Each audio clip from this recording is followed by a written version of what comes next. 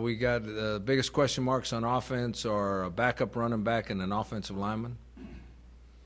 We have to find one more offensive lineman that's able to start. I think we have the best running back in the league, but he needs a decent backup so that he doesn't have to carry the ball 40 or 45 times a game. On defense, we got one area of concern at cornerback. We don't have any corners that have proved they could play. Other than that, everything looks pretty good. Coach, how tough is the schedule this year compared to, I guess, the past seasons that you've been here? I don't compare schedules. I don't. I'm asked all the time about scheduling, and Jim Sturk does a nice job and asks what I think. But in the end, to the end of those scheduling questions, it's all based on what does the most for this university and this athletic department. And he's asked me if I wanted to play some people, and I say if it helps us, it doesn't matter. I don't care who we play.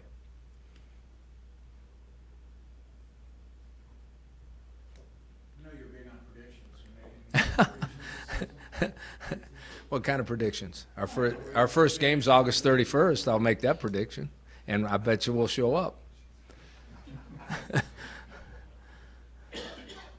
Why would you ask me to make a prediction? Nice to see you. Yeah, it's great. Rocky, Nat Burry has become such a, he's really getting recognized for what he's done in this program to this point. What do you see in where he developed and how much has he taken a step forward over the last year or two in this program? I think Nat's like the quarterback on offense. The position he plays on defense is kind of a unique position that allows him to be in the mix and make plays in a variety of different situations, in man coverage, in zone coverage, playing linebacker, blitzing off the edge. The position he plays allows him to be a lot of different things in one football game. And I think that he's improved dramatically.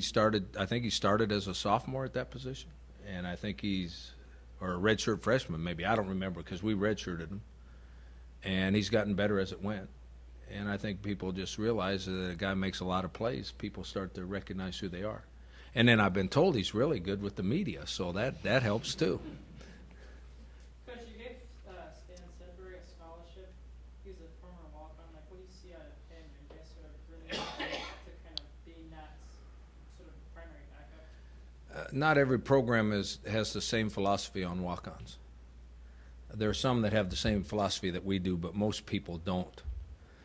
Our policy with walk-ons is if they're treated exactly like a scholarship player, other than obviously they're paying their own way. We don't put them in different lockers. We don't treat them any different. They don't practice any different. They're not automatically scout team players. They're given an honest chance to become players. And when they are good players for us, they're put on scholarship. We've got the best fullback in the league, and he was a walk-on. Chad Young, people forget Chad Young was a walk-on. And anytime we have a walk-on that proves that he can play, once we have a number situation where there's a scholarship available, because you have limits on the number of scholarships you can give. So you can't give out a scholarship until you have one available. And this year we had two available. Tim Vizzi was one of them that we gave a scholarship, and Stan Sdsu was one that we gave a scholarship. So obviously we think they're vital parts of our football team. They're good football players, they're good guys, and they're a vital part of our football team, and they deserve a scholarship as soon as we had one available. Rocky, do you have any that physically won't be able to go at the beginning? Guys coming off surgery or injuries? No, we're all, right now, everybody that had surgery and was hurt is ready to go. All cleared to practice full speed. Did all your recruits make it in terms of entrance? No, we had four guys due to academic reasons that didn't make it out of the class of 24. Will they be gray shirts? One will be gray shirted because it's just a test score. So it allows him to continue to take an SAT or ACT test and get his test score up to a certain level, and then he can come in January. The other three, it was test score and grade point average, so they're going to junior college. Rocky, when it came to replacing your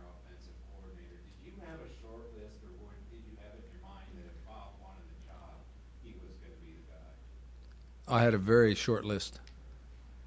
And you go down, I only had 2 guys on it. Thank God the first one took it. In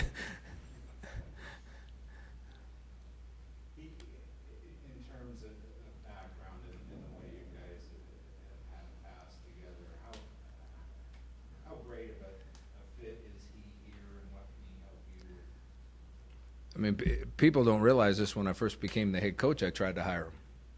He happened to be still the head coach at Tulane, but things weren't going so well, so I thought maybe he'd want to come back to Southern California.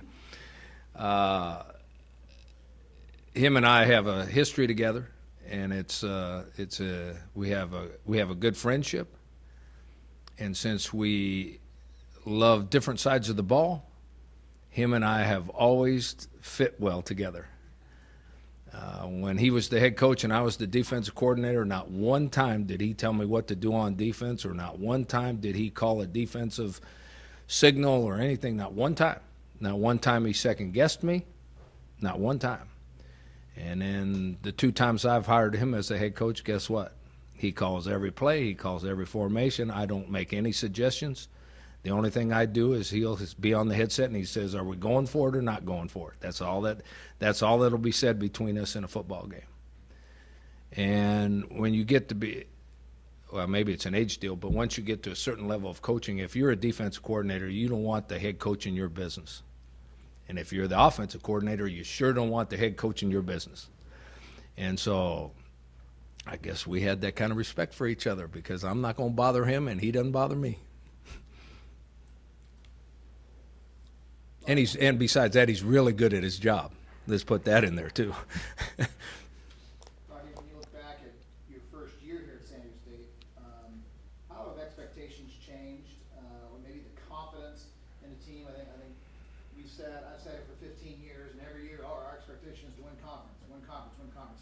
But I think there's a difference between expectations and the confidence level at this time of the year. How is it different now from when you first came to the program? It's a world of difference. I mean, it's been a big change, and I think it's all about want to and attitude of the players. I mean, 4 years ago when Brady came in here, the expectations or the demands that were put on the players were drastically different than what they had been in the past. And the ones that can handle it handled it well, and the ones that couldn't handle it didn't and left. Since that time, players don't lie to players. There are recruiters out in the world that recruit for different sports at the college level that are great salesmen that will stretch the truth from time to time to get a recruit. But the players in your program will never lie to a recruit to get him here. So what happens is the recruits that like that sort of thing, or the players that like that sort of thing, recruit similar players. So when a player comes into our program now, they know exactly what to expect, and they know exactly the reasons why, and they thrive in that environment. So when they thrive in that environment, it adds to the camaraderie, it adds to the belief in one another, and obviously it adds to the confidence in one another. I'm not sure the last year's team that won a conference championship, I'm not sure that team had as much talent as the first team I coached on here, because a bunch of those guys made it in the NFL, and last year we only got 2 guys drafted. So talent level doesn't always necessarily mean what kind of football team you have. What kind of football team do you have this year, Rocky? Well, I think we're going to have a good one. I mean, you asked what the weaknesses were, and there's not very many of them. Now, injuries could always play a factor. I mean, you can walk into a season with a really good football team, and partway through you're not very good because you lose key guys. But I think if we find an offensive tackle and a backup running back and 2 corners, we're going to be pretty darn good. And there's some kids out there that can do it. We got some backup running backs that could be good running backs, and we got some kids that can play corner. They're just going to upset me if they get beat deep.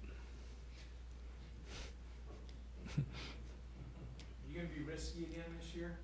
Always. There's no reason to play the game unless you want to take chances. Why would you play the game and not take chances? Unless you've got the best players by far. Because there are some teams in this world that are ranked in the top 4 or 5 that they're really, really smart. They don't do much because they've got better players, and that way they don't make mistakes. When you don't have better players, when you're playing similar teams, if you don't take chances, you're going to get your butts whipped. Now, you're also going to lose some games because you took those chances. You see how old I am? I don't care. Coach, how much farther along is this defense at this point this year than it was last year, going into the season? I think this year's defense is starting like last year's defense ended.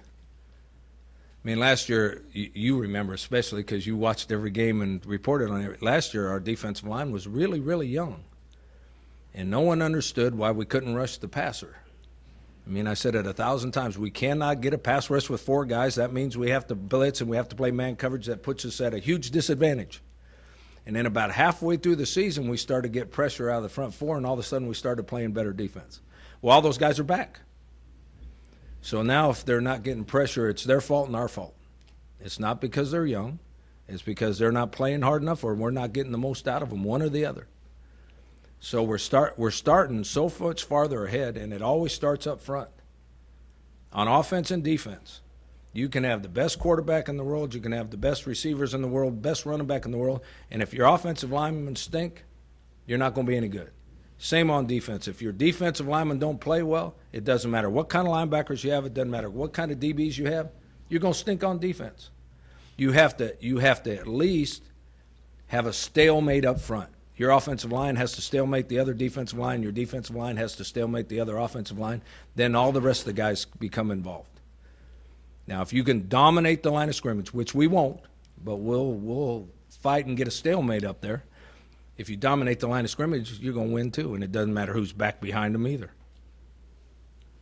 So it's a better problem to have young corners than just young defensive linemen. I think so, yes. I think so. Besides that, our corners, all they have to do is they could play as freshmen at corner. You put a freshman in the defensive line or the offensive line, those poor boys are going to get beat up. You can play corner out there, just be an athlete. You know how many assignments our corners have? 3. They have 3 assignments. Man-to-man, I got that cat right there. I played deep third, and I got the flat. Those are the only assignments our corners have. Anybody can play those. Now, physically, you got to be pretty damn athletic to play there.